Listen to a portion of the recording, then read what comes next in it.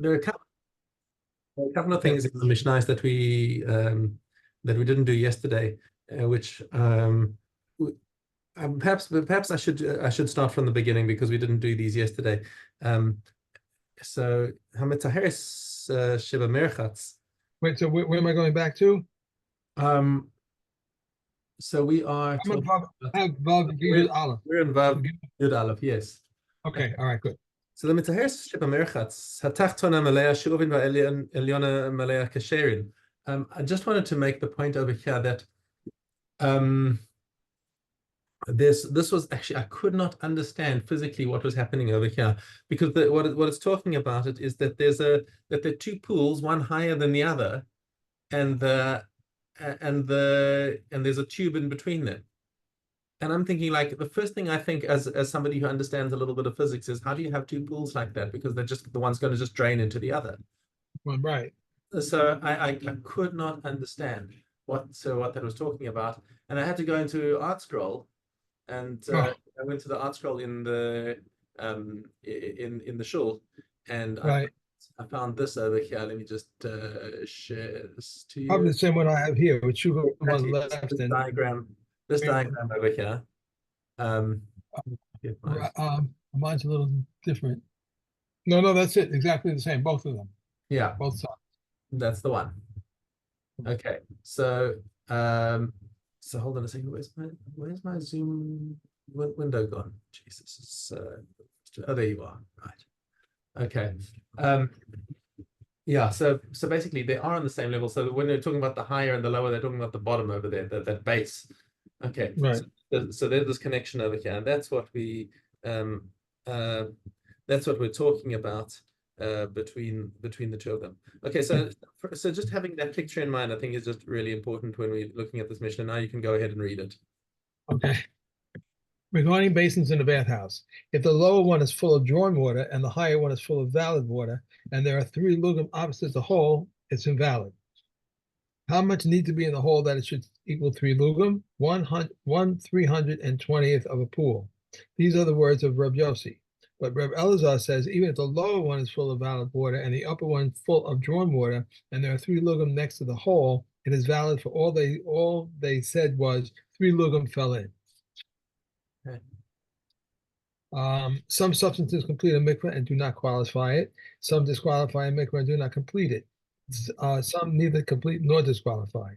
The following complete a mikveh and do not disqualify it: snow, hail, sleet, ice, salt, and liquid mud. Rebbe Akiva says, Rebbe Ishmael argued with me, saying snow cannot complete a mikveh. But the townspeople of Midva testified in Rebbe Ishmael's name that he had said to them, "Go and bring snow and make a mikveh from the beginning." Rabbi Yochanan Nori says hailstones are like water. How so do they complete a mikveh and not disqualify it? If a mikveh contains 40 sa'ah less than one, and a sa'ah of these substances falls into it, it completes it. Thus they complete and do not disqualify. Just hold on a second over here. I just want to mention something that Rav Heber in his morning Torah has been talking. A few weeks ago, he was talking about completing a mikveh and using snow. And he was describing a situation where somewhere, I think it was in Buffalo, or somewhere up in the cold zones of America, where they wanted to bring snow to complete a mikveh, and the Rav was very makpid that the containers that they were bringing the snow in should have holes at the bottom. And I said to the Rav, I said, I don't understand that. We've got this Mishna b'ferish that snow cannot invalidate a mikveh. And then I thought about it more, and I thought, but I think I understand why they put the holes in the bottom of the containers, because that snow isn't going to stay frozen the entire time. Some of it's going to melt. Right. As soon as it melts and it's inside a kli, that's Mayim She'uvin. And if it gets to 3 log and you dump that into the mikveh, you're gone. Right. So those are drainage holes. It's not removed from Torah's kli holes. It's drainage holes. So that's what I thought when you said it. Water comes out, and what you're dumping into the mikveh is pure snow. That's what I was thinking when you just said it. I said, well, the water's going to melt somehow. It's not going to stay, Yeah. solid like that. Okay, wait. How do they complete a mikvah and not disqualify it? If a mikvah contains 40 saw less one, and a saw of these substances falls into it, it completes it. Thus, they complete and do not disqualify. The following substance disqualify a mikvah and do not complete it: water, whether tame or taha, water in which fruits and vegetables have been soaked, or water in which they have been cooked, and mark that has not been fermented. How do they disqualify a mikvah and not complete it? If a mikvah contains 40 saw less than 1 quartov, and a quartov of these substances falls into it, it does not complete it. They disqualify it with 3 lubim. But other defined liquids, fruit juice, fish sauce, and mark that is fermented, sometimes complete a mikvah and sometimes do not complete it. How so?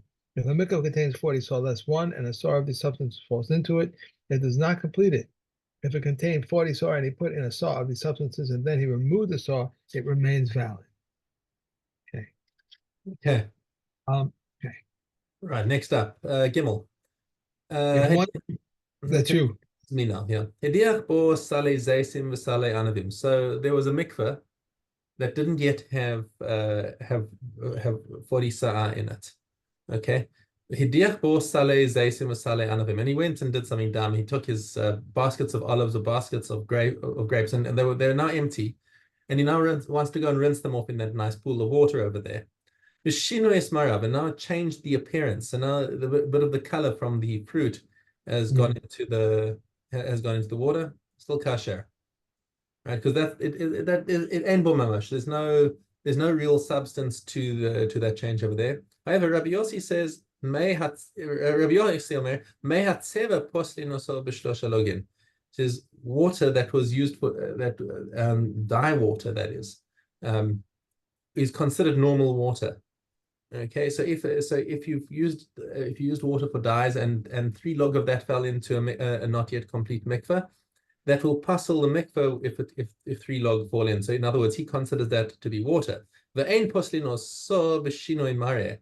However, it doesn't puzzle the mikveh by the change of color. So for example, The color has nothing to do with changing it, right? if less than 3 login fell in, and Right. it nonetheless changed the color of the water, that does not count, because it's not the actual because the and she knows Marav, in other words. Wait. It was she knowing Marav. Hold on, let me just read what Kati is saying over there.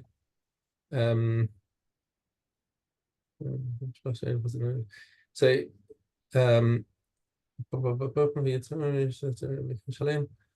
even though okay, Shino is Marav. The mikvah stays kosher because the tzeva, because the color of the water is ein bo mamash. It's not something that changed the nature of the water. Nafal lesocho yayin or mochal, but if actual wine, up until now, you spoke about residue on the baskets. Okay, Right. now if actual wine or mochal, the juice of the actual olive oil, basically, or things that have seeped out of the olives, which has got real substance, and that fell into the mikvah, shino es marav, and it changed the color of the water. That's pasul. That is because of the change of appearance. Ketzad yaseh. Okay, so this accident happened now. How do you fix up your mikvah? Yamtin lo ad sheyerdu geshamim. You got to wait until more rainwater falls. This is all assuming that you've got less than 40 sa'ah, of course. Okay. V'yachzru mar'ehen lemar'eh hamayim, and the water dilutes to the point where it now looks like normal water again, and I've got a kosher mikveh. Of course, if you had 40 sa'ah in your mikveh and some and wine fell in after that changed the color and made your mikveh, you can go and bring mayim she'uvin, because you're allowed to add mayim she'uvin to a mikveh that's already for 40 sa'ah. So you can bring the hose pipe and dilute it until everything's fine. But we're talking here about where the mikveh wasn't yet 40 sa'ah. Okay. Oh, that's explicitly stated now. If it had 40 sa'ah in the mikveh, you just bring buckets of water yourself and nosin. So that's exactly what I just said, just in the mikveh.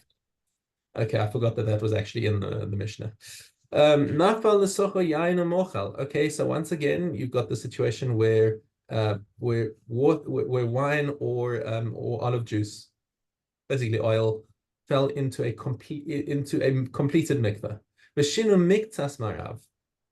Okay, and just where it fell in that little corner, you can see there's a discoloration in the water. Im ein bo mare mayim arba'im sa'ah. Now, if it's a very small mikveh, it was just over 40 sa'ah. So you could climb in on the other side and try and try and toivel there, or toivel kalim on the other side where it's not colored. But hare is lo yitbolgo. If you don't have 40 sa'ah of watercolored water, then you should not use it. Okay. However, if it's obviously if there's more than 40 sa'ah, then where the water hasn't changed, of course it's mashma that you could tovel in the areas where the watercolor hasn't changed. Okay. Shlosha lugin mayim. So you got 3 lug of water. Whenever you see the phrase 3 lug of water, your suspicion is, oops, this is going to fall into a mikveh. Okay. Menafal letochan kort of yain. And into this 3 lugim of water falls a quart of wine, which now changes the color. So now your 3 lug of water over here now looks like wine. Now remember what we said is that wine does not add to the mikveh, but it doesn't puzzle the mikveh either, except if it changes the color. Okay. V'naflu lemikveh. And now this 3 lug falls in. Lo pasaluhu. It does not puzzle the mikveh because now it looks like wine, and therefore it takes on the qualities of wine over here and doesn't puzzle the mikveh. Shlosha lugin mayim chaser kortov. Now what happens if it's 3 lug minus a kortov, minus a teaspoon? Okay, so it's just less than the shear that would puzzle the mikveh. But nafal atzochan kortov chalav. And that teaspoon falls in of milk. Okay, so milk, a little teaspoon of milk inside this big thing of water is not going to really change the color. So the whole 3 lugin now looks like 3 lug of water, but we know that 1 teaspoon of that was actually milk. Okay, and this falls into the mikveh before it gets 40 sa'ah. Once again, even though it looks like water, but we know that it's not all that there's not 3 lug of actual water in there. It's also kosher. Rabbi Yochanan ben Nuri Omer Hakol Holech Achar Amaria. He says, nah, I disagree with that. He said it all depends on what it looks like. It doesn't matter if it's if that 1 kortov was not actually from water. So he would puzzle it in the case of the milk, but he would agree with Chachamim about the case of the wine, that since it looks like wine, then it won't puzzle the mikveh. However, halacha follows the Tanakama.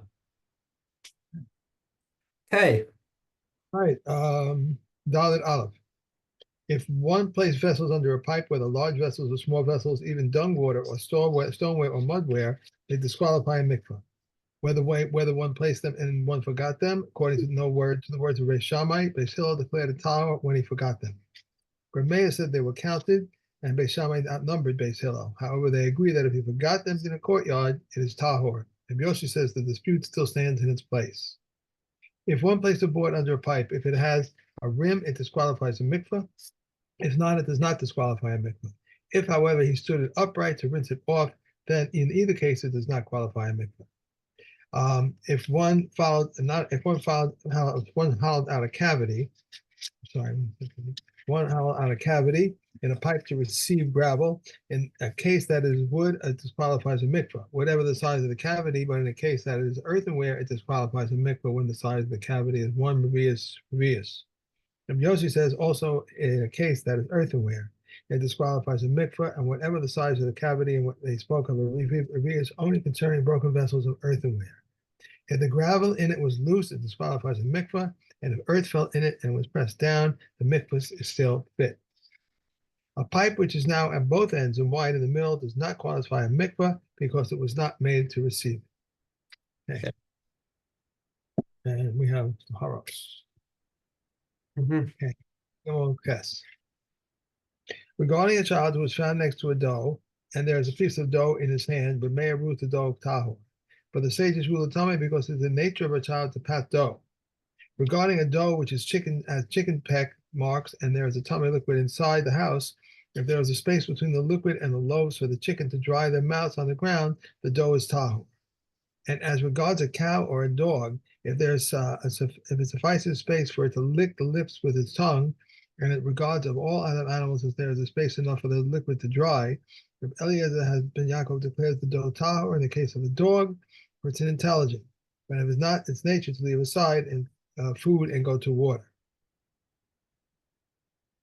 If one throws tumor from place to place, whether he throws a loaf among the keys or the key among loaves, the loaves are tahor. Reb Yehuda says, if one throws a loaf among keys, the loaf is tameh, but if one throws a key among loaves, the loaves are tahor.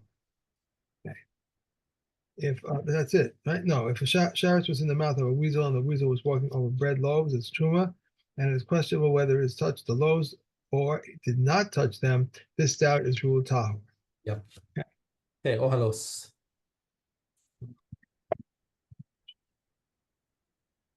Okay, Yud Daled Gimel.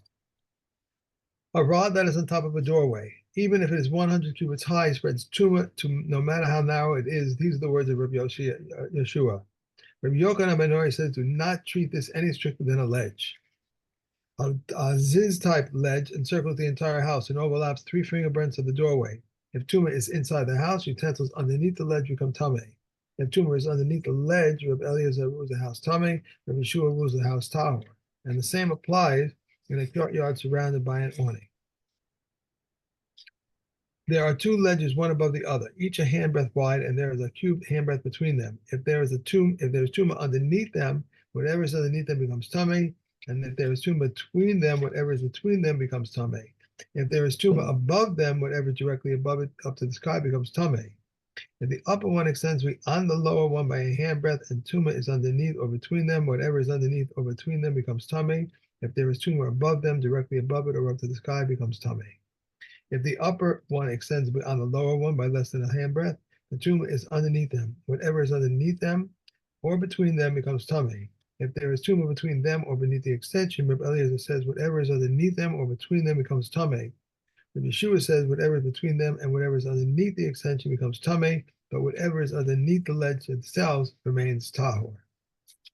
Okay. Okay. And we have Kulin. Okay. Vav Gimel. If a deaf, mute, or mentally deranged person or a minor is slaughtered with others observing them, one is required to cover the blood by themselves when he is exempt from covering the blood. Likewise, in that matter of it and his offspring, if they slaughtered with others observing them, it is forbidden to slaughter after them by themselves. May it permit slaughtering after them, but the common prohibit it. They agree, however, that if one slaughtered, it does not incur 40 lashes. If one slaughtered 100 beasts in one place, one covering suffices for them all. 100 fowl in one place, one covering suffices for them all. A beast and a fowl in one place, one covering suffices for them all. Rabbi Yehuda says if he slaughtered a beast, he must cover its blood and afterwards slaughter the fowl. If he slaughtered and did not cover the blood and someone saw it, he is required to cover it. If he mixed with wine, we view it as if it were water. If he mixed with blood of an animal or with the blood of a beast, we view it as if it were water. Rabbi Yehuda says blood cannot nullify blood. If the blood splashed on his knife, I'm sorry. If the blood splashed or is it That's it, done. finished? Okay, Yeah, sorry. up to hay. Vav is for tomorrow. Okay. And we have Sota. Base Gimel. When he comes to write the scroll, from what point does he write? From if no man has lain, but if you have strayed while under the authority of your husband, but if you omits and the Kohen shall adore the woman, then he writes, may Hashem make you for a curse and an oath. These curse-causing waters shall enter your innards to make the whole belly bloat and the thigh fall away. But if he omits, and the woman shall answer, Amen, Amen.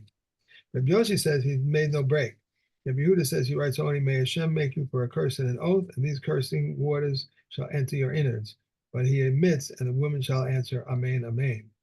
He cannot write on a tablet or a papyrus or on an unprocessed skin, but only on a scroll as is stated in a book. And he may not write with gum or vitriol or with any substance that leaves a mark. Only with ink, as it is stated, he shall dissolve a writing that can be dissolved. Okay. That's it, right? Now also hay. Right? To what does this apply? Amen, amen, amen to the curse, amen to the earth, amen to regard to this man, amen regard to another man, amen that I have not considered adultery while betrothed, while married, while waiting in Yibum, or having been married in Yibum. A man that I have not been defiled, and that if I have been defiled, these curses should come upon me. And Rameh says, a man that I have not been defiled, a man that I will never become defiled. Okay. Here we go. Purim. Gimel Hay. The pigeons which were on the baskets were burnt offerings, and what they had in their hand. I think we're in Daled. Okay. Yeah. Flute played before them, and they reached the Temple Mount. When they reached the Temple Mount, even King Agrippa would take the basket on his soldiers and enter until he reached the Temple Court. When he reached the Temple Court, the Levites intoned the song, I will extol you, O Lord, for you have raised me up and have not allowed my enemies to rejoice over me. The pigeons which were on the basket were burnt offerings, and what they had in their hand were they gave to the priests. Okay. While the basket was still on his shoulder, he read from, I profess this day to the Lord your God, until the end of the passage. And Yehuda says, until the wandering Aramean was my father. When he reached the wandering Aramean was my father, he took down the basket from his soldiers and held it by its rim. And the priest placed his hand underneath it and waved it and read from, a wandering Aramean was my father until the end of the passage, and placed it by the side of the altar, and he prostrated himself and went out. Okay. That's it. Okay, great. Okay. Terrific. Have Okay, a have a lovely good day. day. I'll see you tomorrow, everybody. Thank you.